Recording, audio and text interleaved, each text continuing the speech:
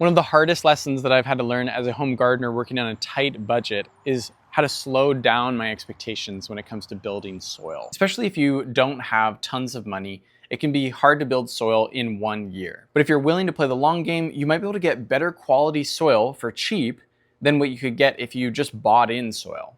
A yard of delivered finished compost can run $50 on the low end in my area.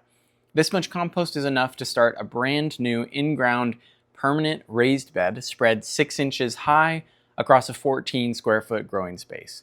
And if you're not growing on concrete, you should be able to plant directly into this.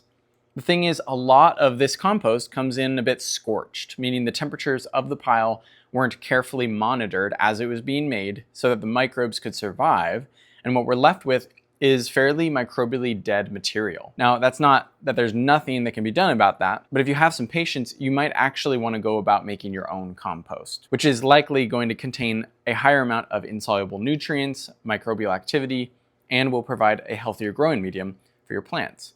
This is one example of the way that something that takes a little longer might actually be to your benefit. Another way you could build better soil more cheaply by extending your time horizon is by planting a cover crop. Pick a mixture of green manure, nitrogen fixers, and tillage crops, and you can build soil in place where you'd like to grow in the future. If you seed early in the spring, you can grow your cover crops, terminate, and plant a later season crop as a succession planting.